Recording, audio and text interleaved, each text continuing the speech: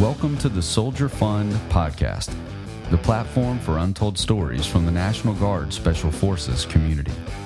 Join us as we delve into the lives of these elite warriors and the journey of our nonprofit, dedicated to supporting their courageous mission to free the oppressed worldwide. I'm your host, Ben Derrick. Let's dive in.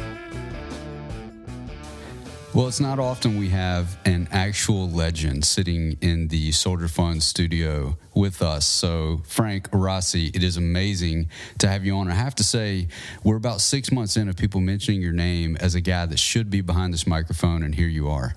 Well, I wouldn't categorize myself as such much a legend, but I've just been around a long time. A legend in your own mind. Yeah, been around a long time, been with the right people, I guess. Yeah. Well, as always, you guys are very humble behind mic. I can respect that, so I won't force the issue.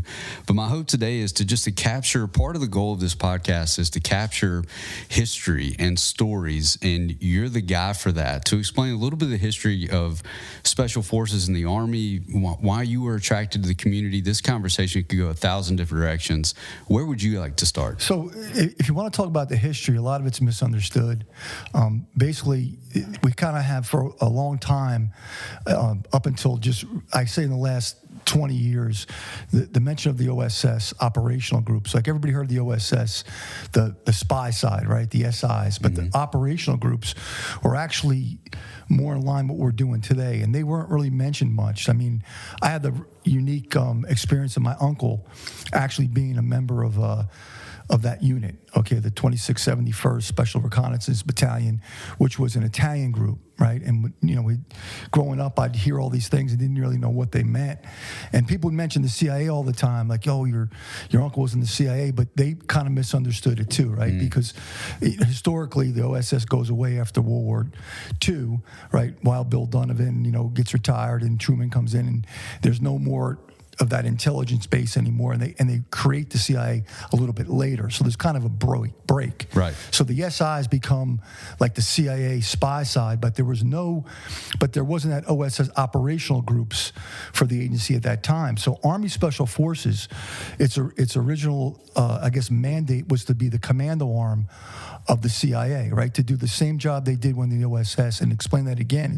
You had the SIs, which were the spy, more or less, overseas doing the intelligence gathering, and then they needed like a commando unit to kind of action some of the intelligence. So basically the way it was explained to me and what I've learned, because I went to many of the reunions, which was just fantastic, right? And these guys were kind of forgotten because they were not real, they were kind of pulled out of the Army and did this mission and then came back after the war, and they were kind of like lost. They were lost. They didn't get the recognition they were supposed to get. So what happens basically is, while Bill Dunham was a World War I hero, and basically he's very good friends with Franklin Roosevelt, and he was working with the English, had an idea what the English were doing on their side, intelligence-wise, and he came with the idea, hey, we don't have this intelligence gathering vehicle here in the U.S., and we want to go ahead and do it. So he was given the authority to do it. If you know anything about Wild Bill Dunham, if you read about his history, I mean, he was like 100% all the way kind of guy in. Right. Famous lawyer, everything, the whole 9 yards. So Wild Bill Donovan rolls with this, and he creates this intelligence agency, and then of course they need this commando arm of it. So he gets the idea from the British, and the British, come on over, and they're going to set up the cadre, and then I come into it from my uncle's stories that he was, drafted. World War I happens. They bomb Pearl Harbor, and he goes down there, and he's going to go ahead, and he's going to be, he's going to wait to get drafted and get overseas and do what everybody else is doing, right? His whole generation just looking to go. So he gets in the Army, gets drafted, and he's in the Army's up somewhere near D.C., and he's waiting to get deployed. He wants to go overseas. And then one day someone walked up to him and said, hey, Tom, your last name's Rossi. It's an Italian name, isn't it? He goes, yeah, that's an Italian name. He goes, I don't know much about it, but they're asking for volunteers for this special secret unit. They're looking for, Italian Americans. Are you interested? He goes, oh, I'm interested. Yeah, whatever. Where do you want me to go? What do I do? So he found the information, and he went there, and he said he had a place to go to. He walked into an office, sat down, and he's a private, right? A drafty private. And there was nothing but generals and colonels in a circle of chairs around him. And they began to ask him questions like, are you a first generation Italian? Yeah, I'm first generation Italian. You speak Italian? Yes, I speak Italian fluently. That's all we spoke in my house. Do you have any family in Italy? Because, yeah, a lot of my family's in Italy. My grandparents are there. Would you have any problem fighting your family? He goes, well, absolutely not. And I'm American. So we go to war over there. That's where it's at. That's what I do. So, jump out of planes, high-powered unit, secret unit, never come. And my uncle was, yeah, whatever you want. Like, no, yeah, whatever you ever need, no dependence. So a few weeks later, they pick him up, and they blindfold him, and they drove him around for about 10, 15 hours, and they brought him to the training piece. And they had Will Fairbairn, and that's the knife everybody talks about, and all these famous, guys from the British side, right, that put together the first SWAT teams and all that kind of stuff. And they put him through all the training, right? And he was with just Italians in his group, but there was Italians and there was French and there was all these different ethnic backgrounds because they had the language capabilities, right, which we'll get to with Special Forces, language capabilities, and also understood the culture, right, which was very important. So after they got the guys that made it through, that group was called, 2671st Special Reconnaissance Battalion Italian Group, right? OSS operational groups, 17-man teams. And then they went to Africa first. Then from Africa they went to Corsica, and from Corsica they were able to launch their missions from there, which were the same missions that Army Special Forces are really supposed to be targeted at, or are targeted at in a lot of different ways. But it's to train, advise, and most importantly, what's left is lead. Train, advise, and lead a foreign force. Okay, so the leadership part, the part that you either lead from the front, by, with, and through, whatever it takes to get that mission done, is kind of lost a little bit, right? Because, like you said, in the Special Forces community, there's a lot that we're trained and told a certain way, quiet professionals. Somehow that's been kidnapped by everybody, but that's fine. Some people calling themselves quiet professionals to like the last ones. But hey, it's all good. Right. But the bottom line, that's that's what we've been told forever. And that means, hey, if it's done well, nobody really knows about it, right? You track those kind of people that, and an older SF guy taught me this. SF's got to internalize the rewards, right? You're not going to get the TV shows and the books, and in that generation that did all those things. If you look at what Special Forces has accomplished since the OSS right up till now, there's a lot of stuff missing. You know what I mean? Because we're not really good self-promoters. We don't want to be self-promoters. We really shouldn't be self-promoters, right? Right. So that gives me a lot of trouble on this podcast, by the way. Before we move too far, though, a detail that you gave me that's intriguing to me. 17 is a really large team. Okay, so yeah, I'll talk you through that. I'll just give you an idea how that was done. So these were the commando units. The OSS was the OGs, operational groups, were the commando arm of the intelligence gatherers, right? And they did various reconnaissance type missions. And because they're in Corsica, they're well positioned to get in front of the Italian campaign, right? So, Anzio was bogged down and they worked their way up through, right? And I'll just give you an idea of some of the missions they did in some very, very important history. So the 17-man team was like the sabotage level team, say, right? And just like our teams, 12 can be split into any number, right? So one of the OSS guys I became very familiar with, and actually I went up and interviewed him for a friend of mine that was writing a book. He comes into this, and they took him as a single. So he was pulled as a single guy, and he went into his briefing, and then they sent him with the British SAS, and he got with the British SAS, and he said, "Hey, we're gonna go ahead and we're gonna do this operation in Sicily, because after Mussolini surrendered, all the prisoners were freed, and we had American, mostly British prison walking all over the island. They didn't know how to get out, so they wanted to develop the rat lines, the corridors to get them out. So he ends up over there. So says, hey, we're going to jump in. He goes, wait a minute, I didn't get to go to jump school yet because it's moving so fast. It was supposed to be done in Africa, right? It's supposed to be done in Africa, but we didn't get a chance to do that. So he goes, we'll show you tonight. So they showed him in one night how to jump out of a plane, and they didn't jump like they came through a little hole. And hey, if something goes wrong, you hit this, and you hit. And he's explaining this to me, and I'm looking at him like, all right, so your jump school was 4 hours, right? and your first jump was a combat jump, right? You're going to jump in with 3 SAS guys, and you're going to do this kind of work, and that's basically what he did. So a couple nights later, he jumped in. And night jump at that. And he got on the ground, and then they started. He was on the ground for 1 year, almost 1 year in that area before he could never get himself out. So there was 17-man team was kind of like the way it was set up, but it could be piecemealed in any amount of men. Roger, yeah. That makes sense. So to be able to split up, there's just a number where it started, and then over time it gets down to 12, which is where it is today. Which is where today. Yeah. But your point, and I love that we're getting here so quickly. Your point that the quiet professional, for those of us on the civilian side, and why I believe this podcast is so important, is that so much of the history, so much of the heroics, so much of the important things that have happened, the civilian population doesn't understand, and unless somebody starts talking about it, this history is going to get lost. So, you sitting behind this microphone today is a huge effort against that. And even still, I know there's some things that you're going to censor. You guys don't like to celebrate yourselves. This is kind of why I'm trying to get into a little bit of the history and the mentality. But I would like to say before we get any further, ask, what attracted you? Was it the family dynamic that attracted you to this type of work? Well, you see, I'm unique in the sense that my father was one of 10, right?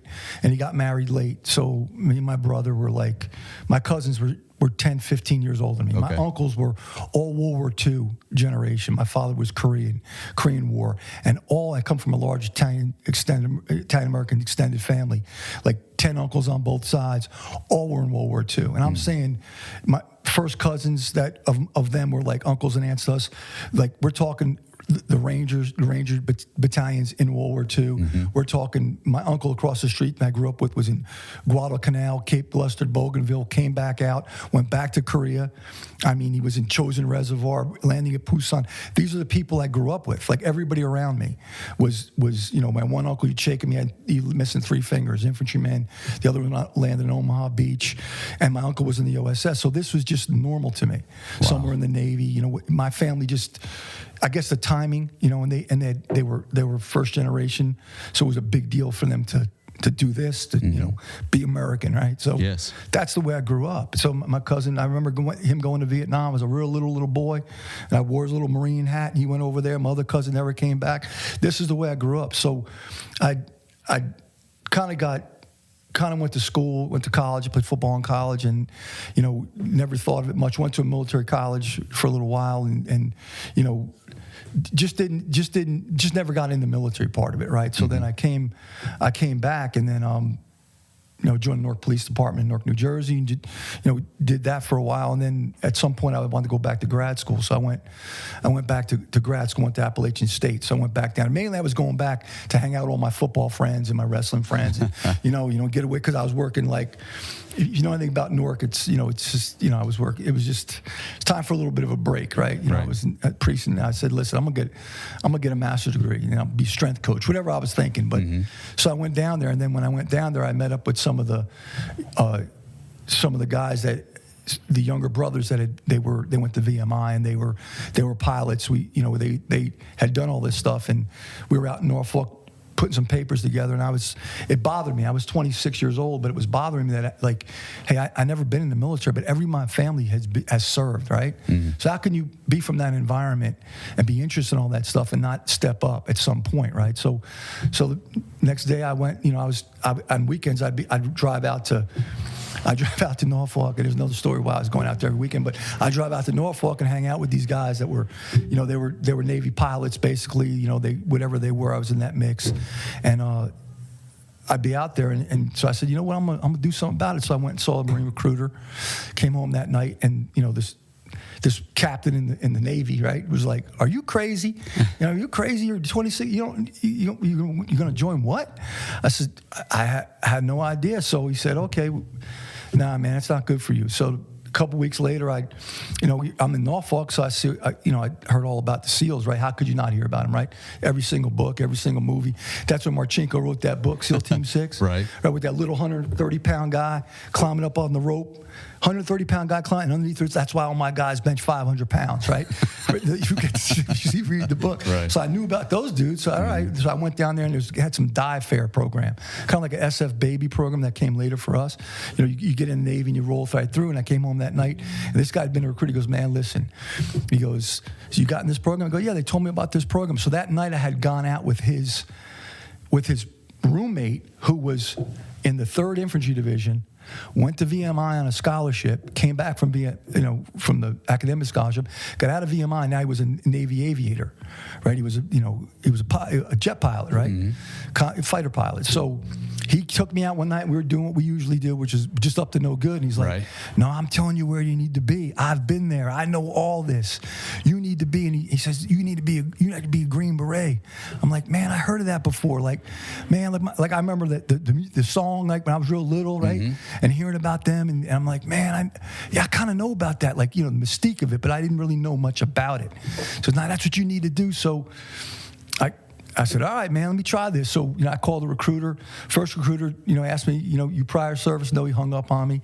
Called another recruiter, like nobody, there was no way to get in. Right. There was no way to get in. And I attempted, and I didn't know what the reserves were or the national. I didn't know any of that. But I did call, I believe, because this was I was doing this all on my own, right? So mm-hmm. I called the reserve, and he even said it. Even the reserve guy's like, well, "You got any prior service?" I said, "No." He goes, "Nah, we don't want you here." He hung up. So I had no vehicle for this, right? Except the Navy. My buddy Tommy, he said, "Hey man, I got someone to call. Call this guy. Never forget his name, Jim Jones, right? Jim Jones." He goes, "He's in 5th group." I go, "5th group? I don't know what 5th group is. Sounds cool, right?" Mm-hmm. So I called Jim Jones because, listen, I'm over here at the 11th Special Forces Group, whatever it may be, over here, and I'm the advisor there. Back then, there were full-time advisors. There were 2. He's there for like 2 years, whatever. He goes, I heard what you want to do. I'm friends with, some people, He says, I need you to come down here and, talk to me, right? So one thing leads to another. I went down there, took a PT test. He talked, because I'll tell you what I got. You have a college degree. Right, so I can get you in the Army as an E4, and if I get you in the Army, if you want to do it, you just keep on running as long as you go. When you get done, you go active duty. You call me, and I'll get you in the 5th group. I says, all right, where do I sign? Now I didn't know anything was going. He told me it was like 2 years, maybe more, but he said if something goes wrong, it's on you. I said, all right, well, we'll take the shot, right? So that was my path through, right? Wow. And then, but as I was but quickly I got very educated. You know what I mean? Because you meet the right mentors that kind of, and these guys in the dead, I want them to read. Like I want them to know the history. History is very important, right? If you're gonna do the things that are gonna, if you're not running on the edge, you're taking up too much room. That was my team philosophy, right? So if you're willing to put yourself out there, you should know why, right? You should be motivated by who came before you. That's very important, right? Mm-hmm. So I read and I learned like what it was, and that was the height of. I don't know how to explain it, but Special Forces had kind of right at that point, they initiated the Special Forces Selection Course, which people don't know, but it was the British SAS, not the British, it was the Australian SAS course that they went out there and brought back here. And there's a movie, I don't know where that movie went, Golden Road or something, but it showed the Australian process, right? And they took it and brought it to Fort Bragg, and it was like a selection and assessment that, I had the opportunity to play sports and play in college, but the way they designed this thing is, it's brilliant. It's brilliant. Like it wasn't yelling and screaming. It was none of that. It was like, how bad do you want to be here? And if God's good to you and your body doesn't break or fall apart or something goes sideways, you might make it to the end and you might get picked. But it was based on just how bad you really wanted it. And this is a brand new way to train? I think well, it was new because before that they did it in a different way. They had phase 1, from what I hear, which was probably just as brutal in a certain way. Right. And then you went into the Q course, right? So you're plank holding this process. I came. I went to selection in '94, I believe. This started, I believe, '88 or '89. Okay. So no, but it was kind of the time period in SF where they were really getting very, very, very selective, and they were beginning to rise because people don't realize that the Reagan era, Reagan's really, it's not John F. Kennedy that puts Special Forces back, and I can tell you that story because it's amazing, that puts Special Forces back in the game, it's Reagan. Because Reagan was very interested in the counterinsurgency, very interested in that kind of thing. Because remember, after Vietnam, Special Forces started to, like now, getting too big, unraveling, right? Okay, doing too much of what they shouldn't really maybe be focused on, right? And people don't know much, but we've all heard of MAC-VSOG and all that. Well, at the time they were getting compromised like 100% of the time, and they found out what was going on. It was a double agent, South Vietnamese, whatever it may be, and he was eliminated, and somehow that was leaked. And if you could look it up, it's called the Green Beret trial. Like I think that's what it's titled, and actually I think the officers from New Jersey, but anyway, the Special Forces guys in that MAC-VSOG guys were put on trial. Okay, and at the last minute, I guess the agency or whatever got them out of that, but it was nationalized. And you had Abrams now was the commanding general. You know what I mean? And he wasn't too fond of Special Forces in general, special units in general. At that time, he was a superhero, conventional guy, tanker, tremendous. But Special Forces never been really an acceptable fit, right? You go back to the OSS. It's resistance movements. It's small groups. It's it's outside the Army's confines in a way, right? You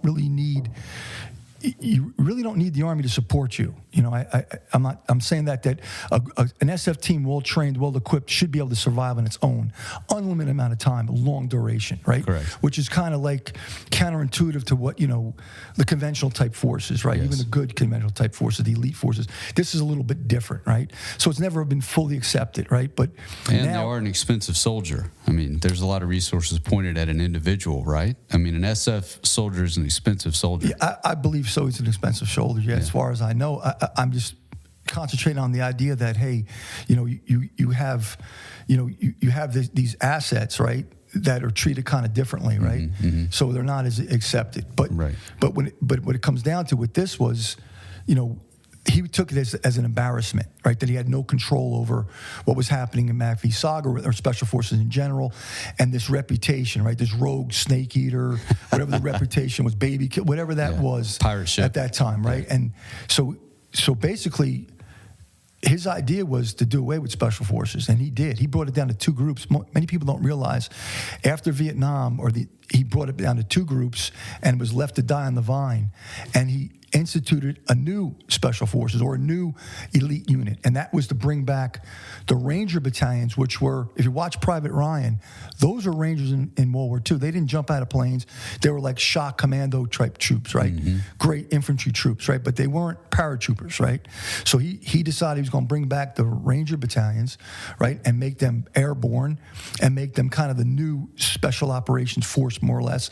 And from what I hear, what I read, like the best Special Forces guys were given a choice. You can kind of go over here and help develop this unit, or you could retire, or wherever it may be. So, they stood up a fantastic unit, right? 3 battalions, regiment, whatever it may be. But, when Reagan comes into office, he asked that question. Well, where's our Special Forces at? Like, who does this? And they brought him up. And we got Rangers. They're the best in the world. They jump out of planes. Well, what do they do? Well, they seize airfields. They can do it. He goes, no. Who does this other thing, right? Right, we're talking about counterinsurgency. We're talking about, because that's what Reagan was, right? That's what it was about. So Reagan is the one that kind of reestablishes, third group comes back online, and Reagan pushes, because Special Forces was the vehicle at that time to go ahead and fight that Cold War, the proxy wars, right? It was designed for that reason. Right, that's the reason it was put on the map as the operational groups for the OSS, originally to be the commando arm of the CIA, which in the 60s it kind of was, and then it separated a little bit, and they have their own thing going on over there a little bit, but basically that's how it moved forward. So it was Reagan, and it just so happens to coincide a few years later with where you are in your life, saying, I've got to contribute, I'm ready to jump in. This stuff has been set up and has become more important again to give you a place to land to do these things. Well, what attracted me was when I finally got into. So now I'm in the system, and you go down to Benning, and you go down, and you go through. You get through whatever it is, and you don't really know what you're touching yet, and then you actually get to, like. And during that time period, so the 11th group or whatever I was in, actually, actually, a very few prominent people in the Army were in the same program as me right now. They're in really high positions. I won't even mention them, but they did away with this unit.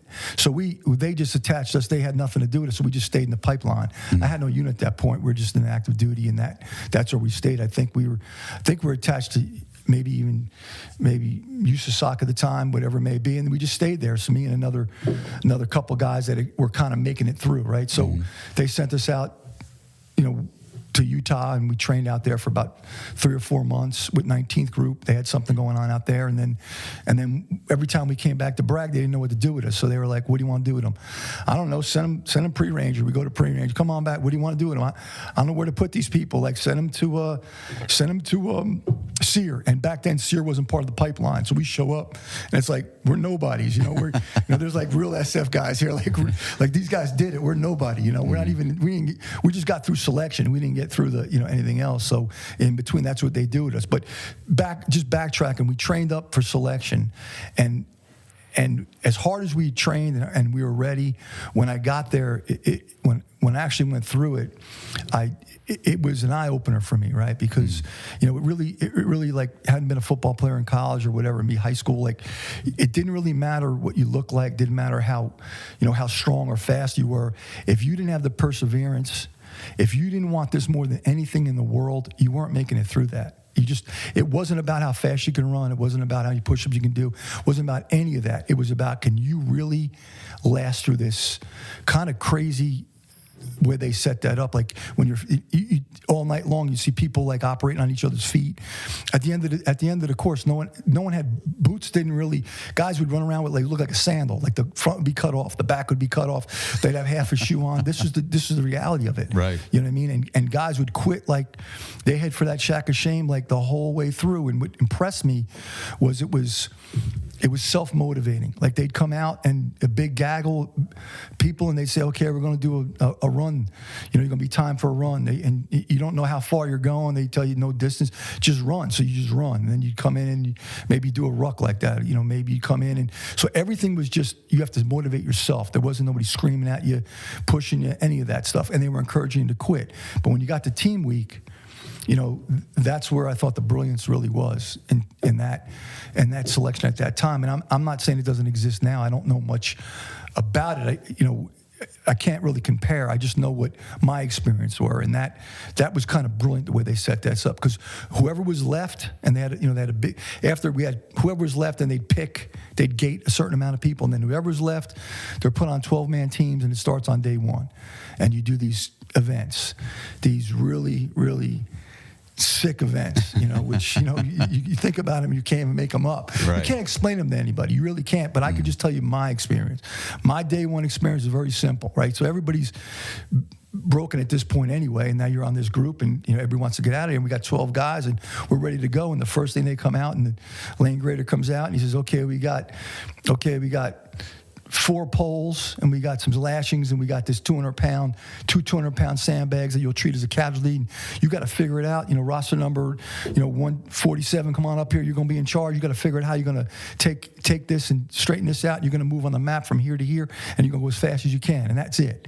And then everybody wants to help each other because you're going to get peer reports, and plus the good dudes really want to help each other, and everybody's going to put this crazy thing together. At the end of the day, it's going on your neck. Besides your 60+ ruck and your little rubber rifle, that's all going together, and you got to figure it out. And when you get done with that and drop it, then they call the next guy up because there's got to be a movement. And usually they know who's who. They call a guy up, like Gary Brown that could ruck, guy like that come up here, and they know who he is. Listen, you're only this might be your only event. Your event's going to be moving the team from this point on the map to that point on the map. And I'll tell you what, don't worry about the guys that drop out. We don't want them anyway. So now he's in a moral dilemma. Does he take care of these crippled and crazy people that are all these buddies and all crippled, or does he run and try to make it himself? And it's kind of like, right, it's a mind fuck, exactly. Right? Yeah. So he makes his decision. Well, my guy made his decision, right? He ran. No. He ran. I'll never forget. He ran, and we had this big guy, Sean Wallace. He was with me, and me and Sean Wallace were like, what? So we just started running because I'm not going home.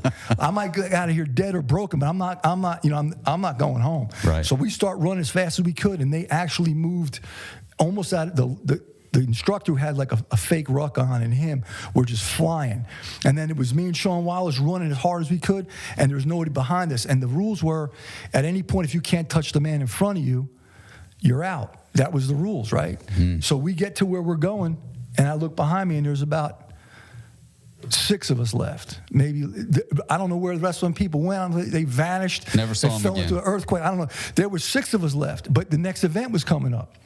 You know, these giant telephone poles. You're going to pull these telephone poles. And no one said, hey, man, you only got 6 guys, 1 pole. It's still 2 poles. So we dragged these poles, the same kind of nonsense. Who's going to do this? Who's going to do that? And we dragged that in. And when I got back there, I had 3 guys on my team, day 1. 3 left. I walked in there. So next day I'm on a different team, and that's where I met this superstar, man. He's running the NCO Corps Army right now. Stud kid. You know, we had been friends a whole long time before this. We end up on the same team, and it started all over again. So that in itself was brilliant because it pushed you to a limit to say, hey, and you know. And I'll never forget one at night. They keep you up all night. Like, you know, I know SEALs, they don't sleep during Hell Week. Right. We don't sleep much either in our 5 days either, but no one talks about that, right? You know, I have some good friends of SEALs of mine too. They say, listen, we get, you know, a certain amount. They're doing it right over there too, you know. But they keep us up all night, giving you a map, filling the states, giving these crazy questions about, you know, if you dropped in somewhere and you caught a little girl in a class 5 mission, what would you do with her? Like these crazy moral questions. They'd keep us up all night. Maybe supposed to get 4 hours sleep. Maybe you'll end up with 2 hours sleep, and then you're back out the next day, right? But I remember a guy one of the cadre guys, a cooler guy, right? Stud, right? I think he said it was from 10th group, right? So it's like 10th group, right? We're nobody now, right? He walked in and he said, guys, man, I'm really sorry about this, man. I'll never forget this, because I wish there was a way we could just plug you into the wall and find out, you know, if you're the right guy. He goes, but there's no way to do that. You know what I mean? So this is what we have to do. And he goes, you know, you think all this is crazy? Because I just came back from the deployment. See all this carrying all this crazy stuff about? You have no idea what we did just to get into our team house. You know what I mean? Like the crazy effort because you're by yourself, you have no support, and the crazy things that are expected. Like expected is normal. Like sleep comes last, food comes last. All that is ingrained. At least in my generation, and I like to see it. I hope it's progressing now. But but like to say to show 1 ounce of weakness, never. You know what I mean? Mission first, right? Mission first. You're going to get it done. It's going to get done. Right. You know, and he had said that and never forgot that. Right. He put that bigger why. Yeah. In you right there during the beginning of your career. And I remember there was, whatever was over 300, whatever the amount was, but I remember there was 65. And they picked 55, and they told 10, hey, man, you did a good job. You want to come back to the next one? You're more than welcome. And I was like, what? And then after that, that's when we were like, we had nowhere to go. So they'd send us to Sear and like backtrack and make clear. And then we ended up in the Q course, which wasn't any fun for me either. Because I lacked the skills of, back in my time, the guys that go into the Q course were usually E4 promotable. So they were guys from the Ranger Battalion. They were guys from the 82nd Airborne, 105th Infantry. A ton of Marine Corps kids, right? Guys, right? Like, really? You know, battalion, recon. Yeah, because the Marine Corps wasn't part of MARSOC then. Okay. And I think, if I'm clear on it, I think they called that the X-ray program. At that time, they went out and recruited prior service guys and said, hey, you can come back in the Army and go Special Forces. If you don't make it, you're going to go needs of the Army, which is code name for 82nd Airborne. But if you make it, we'll guarantee you selection in all these the track to make it. Okay. So we had a lot of these guys that came back into the Army for this, you know, or went from the Marine to the Army, or had been in the Marine Corps prior. You know what I mean? So I never been on a Special Forces team without at least 1 or 2 Marines on my team. In my team time, which is I have probably 28 years team time. So with someone who's spouting out those kind of numbers and is giving me early 90s, you know this question is coming. You've lived through GWIT, so I'd love to hear your 9/11 story.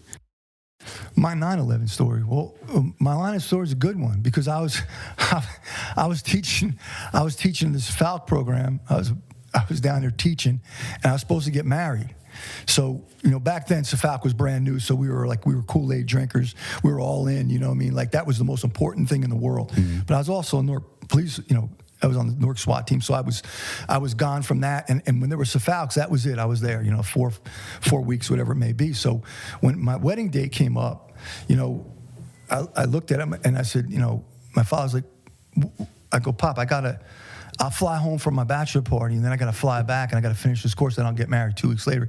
Because what? Like he was like, you really got? I go, yeah, I really can't miss any of this. He goes, all right, whatever. So I go down there, and we had run. It was early. It was like a year into the CFALC program, which was an excellent program that I was really privileged to be on, and I was mentored by some tremendous people, Jimmy Judge and Steve Newman, and these incredible, real SF guys that lived through the Reagan era we talked about, that did real stuff, and right. And great mentorship, right? Like real mentorship, not nonsense, right?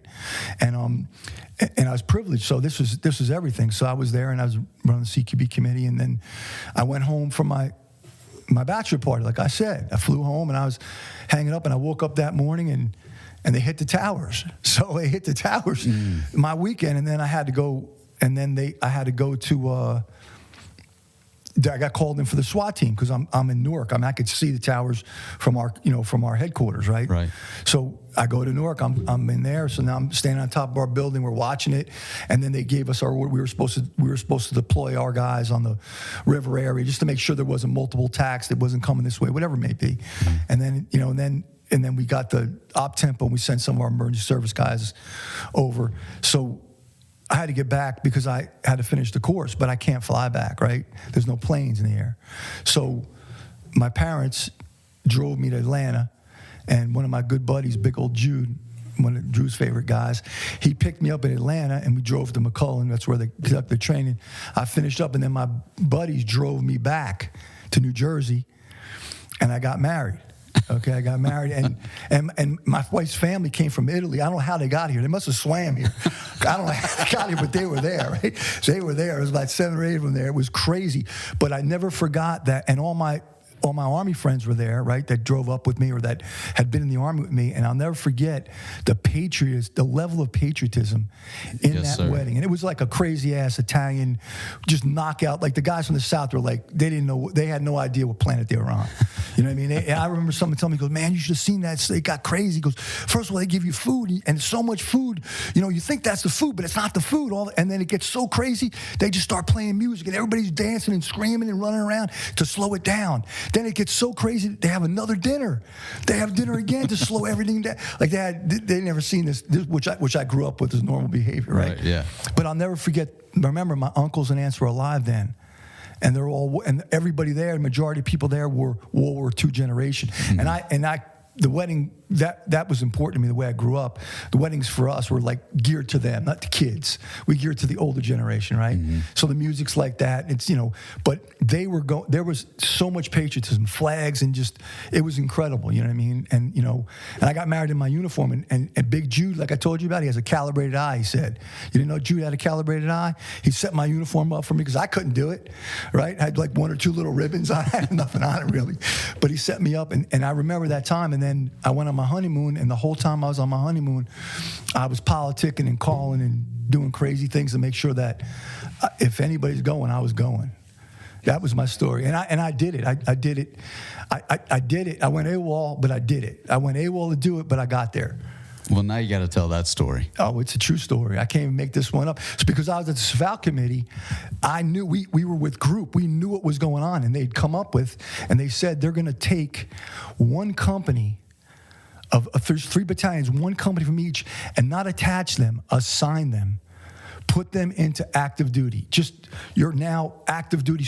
You're the property of this mm-hmm. this group, and so I was looking, like watching which ones, and I said, well, who's going where? Because I could see it, and then I figured out where 3rd Battalion, that company, BCO, was going to 3rd Group. I says, well, I'm not a genius, but I don't want to go to 10th Group.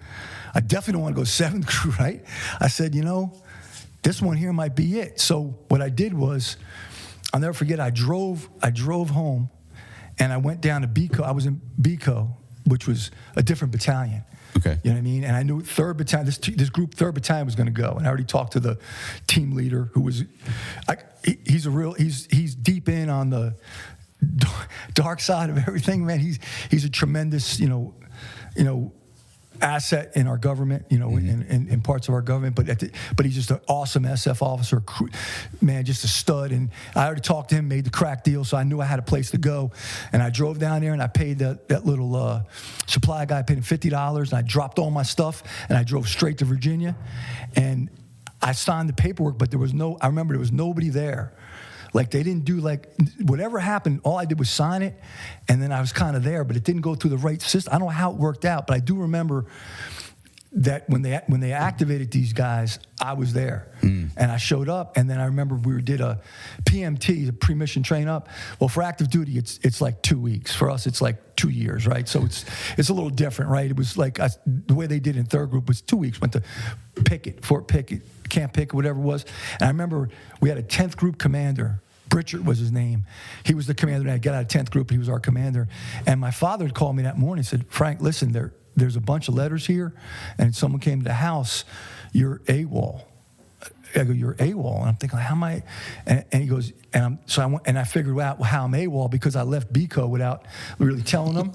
And so I guess they were preparing to go eventually, right? But man, you got to go when you can go, right? This might be over, right? So I remember I'll never forget, I said, sir, I got a problem. He goes, what's wrong, Frank? I go, man, they're saying I'm AWOL. They're going to go. Goes, Frank, what are you going to do to you? We're leaving tomorrow. We're packing tomorrow. We'll be out of here in 3 days.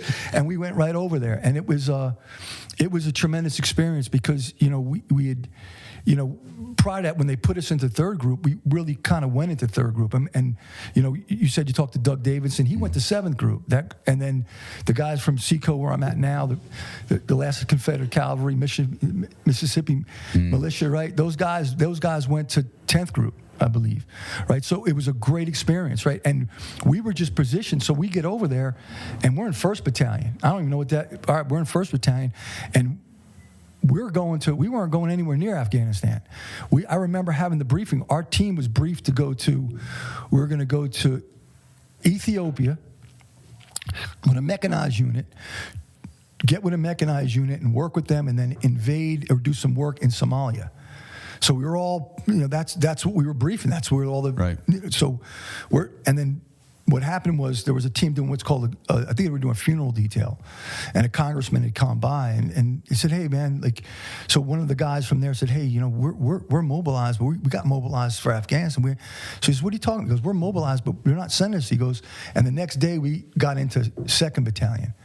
Which was 2nd Battalion was I remember my colonel was Reader, right? Tremendous officer, right? And he had been good friends with the guy that was running the CFAL committee, right? So Reader treated his guys like how good you were. Right. There was no games. We weren't generic growing in third group, but according to him and we were assigned in, we were third group, right?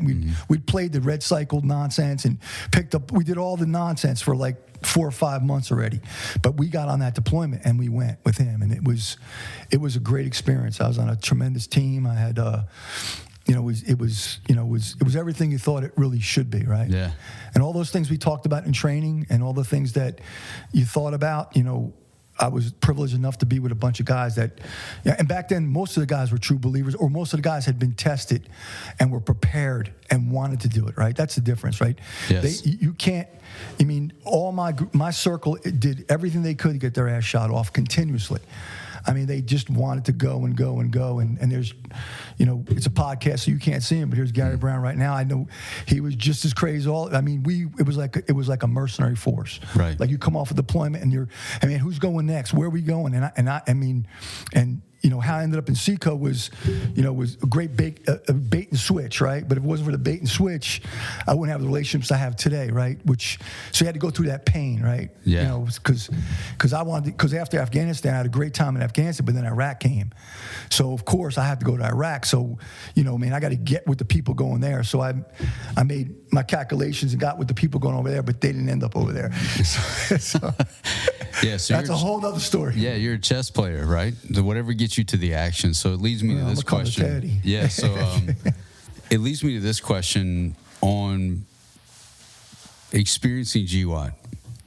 Just some of your top memories. So prior to GWAT, everything was about what schools you went to. Hey, what school did you go to? Right? And, you know, all that kind of stuff. Like, you know what I mean? And then, you know, and I remember one of my when I was in the Bravo course, I remember we had a really cool guy. And Bravo course back then was 11 guys were left from phase 2, right? That's all we had from Bravos. And you know, we were living kind of good, the weapon special guys, because behind us was those medics, and they were getting tortured, right? We had it good, right? We had it good over there, right, compared to everybody else.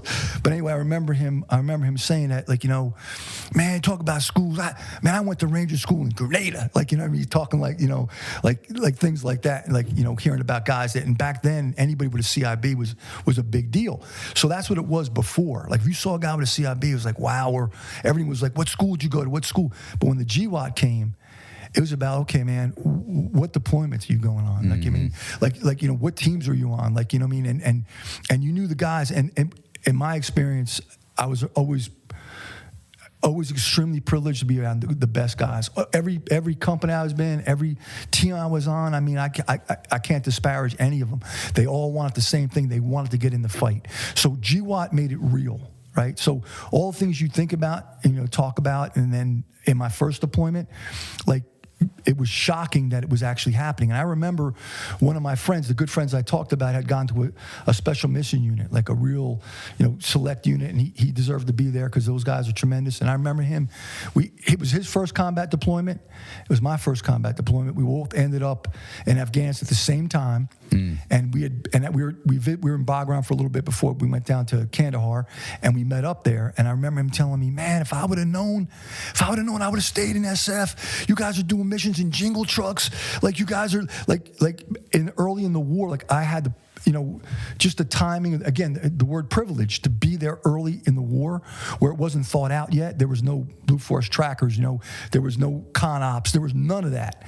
You know, and I had that captain I'm telling you about that, you know, and I had a team sergeant that could manage those crazy horses we had. Like, you know, the guys on my team that were like running on that edge, you can manage that craziness, and the captain was just like, hey man, just take it as far as you can go, and you can just do so much, and everything was real, if that made any sense, right? Like, we can bend all the rules you're supposed to bend, right? You know what I mean? You can bend all the rules you're supposed to bend for the right reasons, right? And again, it's got to be the right reasons. It's got to be not risk-taking, because it's not risk-taking just for risk. It's risk-taking with the calculated, you know, side that, hey, we got to get this done. You know what I mean? And we don't need impediments. And back then, that's what I remember at GWAT. There wasn't so many impediments, right? And everything was real about it. Like, it wasn't about schools you went to or what. No, man. How are you operating today? What do you bring here today? Yeah. Right? That's what I miss about it. And I miss the opportunities. It was every day, every week. It was what's happening next? Where are we going next? What we're going to do? And that's what my impression was. Where SF kind of early in the war, SF to me did tremendous things, you know. And then, you know, then the middle of the war comes, and you get people that generals, right? Right. So I'll tell you, I'll caveat with this right now. So some of our teams ended up on when they send you up to the Jesus Soda, what's that called? When they get sent up to the Siege Soda, right? So, like, they get taken offline as a team. They got to go up there and play with all the, you know, the commanders and all, and they don't get to operate for a little bit of time, right? And these kids got stuck up there, right? This team I would have committed suicide, but they got stuck up there, right? I'll never forget it. And I was like, oh my God, right? But I remember my one buddy, right? Then after that, he went on 35,000 tours. Actually went to Afghanistan and never came back from Afghanistan.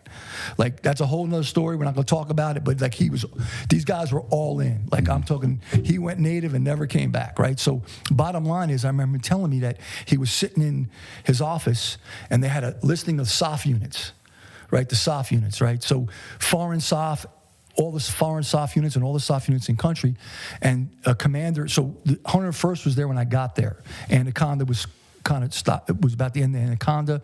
We showed up. We got to Kandahar, and then very shortly after that, the 82nd Airborne took over the 101st, right? So this colonel or general, whatever he was, comes in there, and he's looking at the board. He goes, hey, what's that? What foreign SOF is it? SFODA. And my buddy says, what? SFODA? What country are they from? He goes, sir, that's a Special Forces Admiral Detachment. That's Army Special Forces. He goes, so this is the kind of people that make these decisions, right? What's the decisions? Well, these guys are doing really, really well, and we were, because we were kind of made for that. Like that war, Afghanistan, and I would say any war to some extent, but Afghanistan really played to what our strengths could be, right? Let's dig into that for just a second, because now we're reaching back to the original part of the history you were talking about with the language skills, the culture skills. This is another thing the civilian population doesn't understand, that it's about more than just doing bad things to bad people. There's a larger skill set at play here for the Green Beret. Well, that's what separates it, right? So that's where we're going. So prior to this, when I said E4 promotable, why? Maturity.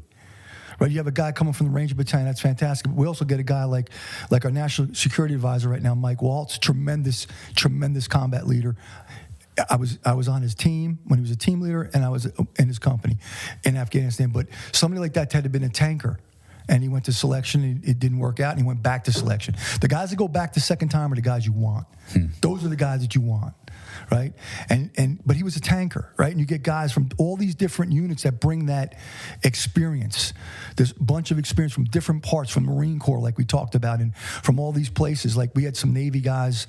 We went to Iraq, and we had two boat squad, brown water Navy guys with little boats prior to going, and they went to SF selection, Q course, and they were on our team. So you get that kind of mix, that diversity, right, of background. But it's maturity.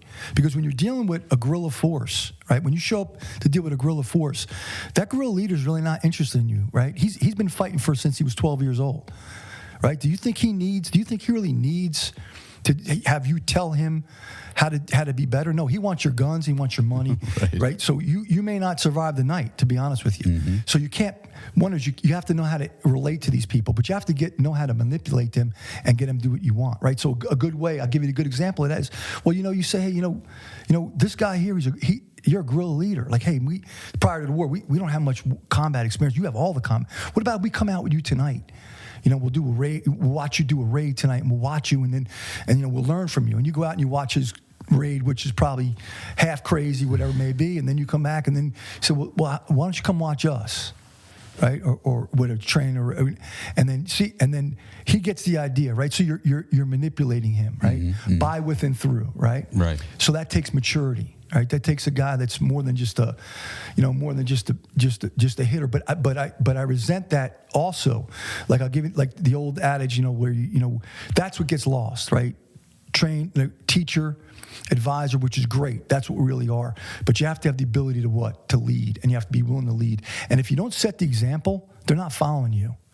You know what I mean? You can't train them in 3 feet of water and just throw them in the deep end of the pool. Right. You know what I mean? Because they're not going to get no respect like that. You got to lead them from the front, or be willing, right? Be willing. And if you have the right guys and you let them run, they'll beat you to that breach point. They'll beat you because you build that bond. Without that bond, you can't get them to do what you want to do, right? So SF's kind of like uniquely positioned for that. Not that other units can't advise, because they have to.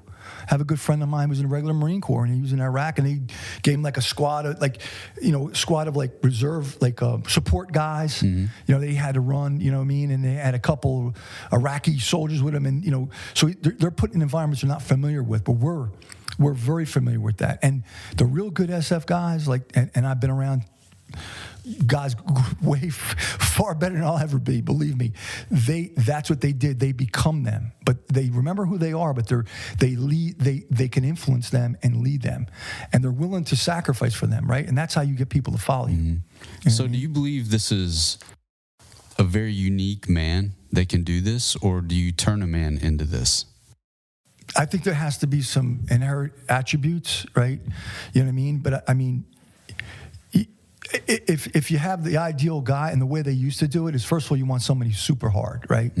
Super hard, and then you want someone mature. You need that mix. So that might be a little unique in that, right? And you want someone that's hard, but not hard in the way that you have to motivate him. Like you have to yell at him to be hard. No, Correct. He's hard because he's making this conscious decision that this is the way he is, if that makes any sense, right? So if you have that to work with, and you got a team player, the key is a team player, right? Because in this kind of a mix, it's all about the team. There might be 6 of you only, or 12, and that's all you have, right? It's got to be someone that's super unselfish, and super willing to do, whatever it takes, right? So I think you have to start with that, inherent kind of mindset, and then you give them the skills behind that. Develop the skills behind that, right? I asked this question because you're in a unique situation in that you're you're rolling the debt, you're kind of guiding a lot of what the next generation of GB is going to be. Yeah, and I have, and that's where I'll come back to your question. I'll circle back. Okay. You said what happened in the middle of GWI? Well, we were successful. We were very successful, right? We went from nobody knowing who we were, right? Basically, all of a sudden we're in like newspapers now. We're in magazines now. Special forces, horse soldiers, right? So now you have generals like the one that came in there, a colonel, and they're like, "Who are these guys? Let me show me these guys." And like, here they are. They're all laid out. He goes, "Okay, what's this? This is a company. How many teams? 5. Okay, 5 teams. Cool. 12. Yeah. How come only 10 here? How come only 8? Well, like." It's the soft imperatives and what they tell you about all this, soft truths, right? Men before machinery, and they're willing, but it's not really true. You know what I mean? And I challenge it, because if you have imperatives, right, then you stand by them. If you have soft truths, you stand by them, right? You don't lower standards. You can't lower standards because you're subverting yourself. You don't even realize it, right? Because you're not as effective. Right, and the bottom line is, the real good guys aren't coming. Like, they're not coming there. The real good guys want to go to where it's hard. The harder you make something to make, that's when the good people come. They want to be part of something like cool, badass. Like, I have to earn it. I'm with the right people. They don't want to come to something easy. Right. Right. So they kind of like. They kind of like undermine themselves and not realize it. So these guys are in there. Well, we need more of them. What do you mean you need more of them? Well, we can't. We need more. And then they give me a 6 team, right? Company with 6 teams now. Then it was another battalion. Then they started to prostitute the selection course. Yes, they did. And anybody that tells you different is lying to you. And it goes on now, on and off. But they straight out lie. I'm not going to sugarcoat it, because it's like the emperor wears no clothes, right? That's what we're talking about, right? Because I know what right looks like, and there's a lot of guys that know what right looks like. Okay, we know what fair looks like, and then we know when the standards change. And when the standards change because you need numbers in a unit that says that we don't go by numbers, that's called lying, deceit, right? And that's what happened. They did all kinds of crazy shit. They made a 2-week course. So you're telling me a 2-week selection course is the same as a 3-week selection course? Or they made some of the gates different. They lowered ruck weights. They did all kinds of stuff. I mean, I know it. Everybody knows it. They'll lie to your face right now. You bring someone in here right now, and he'll tell you that's all. It's all, but it's there, and we all know it. Right. Kind of like Ranger School, right? Like the girls that made it through Ranger School, they definitely, right? They definitely made it. We know what happened. It's there. It's right in front of you. And I want opportunity too. Open to anybody. But here's the standard. Meet the standard. If you don't meet the standard, you can't be here. That's not the way we work, right? In reality, they wanted numbers and they got numbers. But when you do that, you subvert yourself. So my position, and I'm in right now, is I'm gonna be true to what I was told to the people before me. That's all. Like, I have to respect the people that were before me, people better than me, that gave me my opportunities, that made me, if I was halfway decent at what I did, it was because of them. I have an obligation to them, all the way back to my uncle, right, all the way back to those guys, to make sure that if I put someone there and I say, if nothing else, this kid's got the attributes we're looking for, and the kid is hard. And then if he makes it, he makes it. He doesn't make it. But the bottom line is, we don't need numbers. We don't need people. I'd rather have a 6-man team of everybody the same way than carry 3 or 4 or 5 people of dead weight, and they don't get it. And you can argue with them all you want, and it's not going to matter. So now we're way bigger than we ever been. And they wonder why there's a problem, right? Right. We're doing missions that are just, listen, the special mission units, they get a certain amount of missions. They don't just they pick their missions, right? These are their missions. Well, we're the same way. So what's our specialty? Where are we supposed to fit in this thing? Target us there, keep the standards the same, set it the way it's supposed to be, and run with it. Now, I will say that I hear and I observe it is getting better. It's gotten a lot better than the middle of the war. It's starting to come back this way, and hopefully now, new administration, new leadership, maybe it'll come all the way back. So it's better now than it's been. You know what I mean? And I would say any young kid that wants to be part of a unit with a tremendous history, a tremendous, like a quiet professional history, and do extraordinary things, really cool things, working with foreign, leading foreign forces, and building capacity with foreign forces, doing things like a little outside the box from a little different angle. I think this is still a great place to be, and I wouldn't want to be anywhere else. Yeah. Yeah, the way that you put it, if I weren't 45 and knew I couldn't make it, I'd sign up. I mean, you're firing me up listening to this conversation. Well, the more people that don't make it should make the good guys want to come. Right. Believe me. When you hear those attrition rates, 75%, man, then the studs are running towards that. Right, yeah. But you have to know, the point you've made today really well is that you have to know your history and you have to know yourself. I mean, it comes down to those two things. You got to know the history of SF, and you need to know yourself before you go up to a process like this, at least to some degree, because you're going to have to face yourself through these different iterations, right? Exactly. You're going to learn what you're made of. And that's what was my point. So selection kind of played to my strengths, right? Because I'd gone to a brutal junior college football, like a brutal program, and it was mentored by like one of the craziest coaches ever, real famous guy, Hank Norton, part of all that legacy, but it was all about being like super, super hard, right? Mm-hmm. And then, all those things, and physically, so that kind of played into my strengths, right? But when I got to the Q course, phase one, I didn't have no strengths. I was struggling because then you had guys that had prior service. They could do land nav. And even the guys that could do land nav, like you've heard of the STAR land nav course, right? Oh, yes. I don't know if they're doing it now. I don't want to know nothing about it because it'll just break my heart. But I remember that craziness, 5 points in 9 hours or whatever it may be, starting to dark. And I remember my first night of that was in February. I think February 8th, it was raining. There was no moon. It was hailing. And it doesn't matter. Didn't matter. Sorry, bad luck. This is the way it is. And they launched everybody. And I remember 120 guys, phase one, and 20 dudes. 20 dudes were first-time ghosts. 20. And it was bizarre. So that's the kind of. But that and me, forget about it. I did it 3 times. I mean, I'm surprised. I can't believe I can't even believe I did it. Like I can't. Like I was stuck in this. We call these. Bones Fork, Millstone Creek. I was in Millstone Creek for like the whole 9 hours, freezing to death, knocked unconscious from hitting the like. You'd see flares going up all over the place. I'm not making this up. Right. I believe it was like, and I'll never forget. In selection, I had a Ranger lieutenant from the Ranger Battalion, a good kid, and he was behind me, and we just did sand roads in my selection, and they just did so much mileage and so much to tear yourself down, right? But it was sand, and it was easy. The land nav was easy, right? You just got to kind of count your pace count. Maybe you'll miss a road that's not there. Wasn't nothing like the STAR, but one day they did the STAR as a test. I didn't know what it was. They just launched us into the woods, right? I'll never forget when we got back, we're all lined up. He had no sleeves on. No sleeves from his shoulder down. There were scrapes all over his body, right? His eyes were all like puncture marks in all of his face. And he was sitting back there going, what the fuck's going on around here? What the fuck's going around? Does anybody care? I could have died out there. Juniper Alley, I fell down a cliff. I couldn't get back up. He goes, listen, Ranger School's like holding your arm behind your back for 60 days, just like punching the face for 25 days. He goes, this is insanity. He goes, but I'll never forget that. But the STAR was 5 times worse. Mm-hmm. So SUT, that wasn't my, but what got me through was just being, just trying to do extra and just trying to do the right thing. But the other guys had more talent, more skill, more experience. Right. So it was a great process, you know what I mean? And that's what we're looking for today. Yeah. Well, I can't tell you how much I appreciate you taking the time to sit down. And I always do something that makes every man uncomfortable, but I do it anyway while they're behind mic. Thank you, sir, for your service, your sacrifice, for running towards the fight. You are an elite American, and I wish there were more of you. Well, it's been my pleasure. I should be thanking you to let me do it.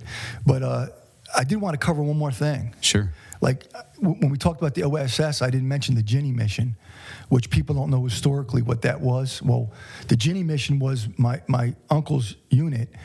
There was a bunch of railroad, Monte Cassino was going on. There's a bunch of railroad tunnels, right, that the Germans were supplying through, and they tried bombing them, but because of the mountains, they couldn't get to them. So they had to send a commando team in. So the first Jenny mission, they went out in PT boats. Then they got into rubber ducks, and they got in there, and they got close enough, and there were so many Germans around, they couldn't get to them, right? So they came on back. And there was a second Jenny mission 2, and during that time, Hitler put out an order that any combatant found behind enemy lines would be considered a spy. right? Which is illegal, right? Because if you're in uniform, you're not a spy, right? And they wore uniforms. They didn't wear insignias, but they wore like fatigues. So the second mission launched, and they got on land and they buried their boats and they hid in an old barn. And the next night, they were going to go out and try to blow up these tunnels.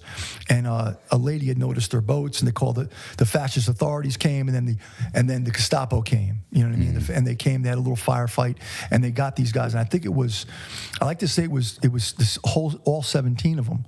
And General Dozier, who was a professional German general, been in World War I, knew the rules, knew the Geneva Convention, had those guys executed. They lined them up and they're executed, and that's the first war crime of World War II. And when they had the Nuremberg trials, he was the first one executed in Nuremberg trials. If you look up General Dozier, he killed 17 commandos. You know, they were commandos. They had, uniforms on, and it was a war crime, and he was executed. But that's the kind of missions that were going on that people don't. Who knows about that? That could be like the Guns of Navarone type movie they made. But this was like an American team that did that, and that's all lost in history. So I think it should be mentioned. Not anymore. Well, thank you, sir, for your time today. Okay, fantastic. I appreciate it. Thank you for tuning in to the Soldier Fund podcast. If you're inspired by the stories of these elite citizen warriors and want to support their mission, visit us at thesoldierfund.org. Your contributions help us to continue to back the Special Forces soldiers of the National Guard as they fight around the world. Until next time, stay committed to stand with those who serve.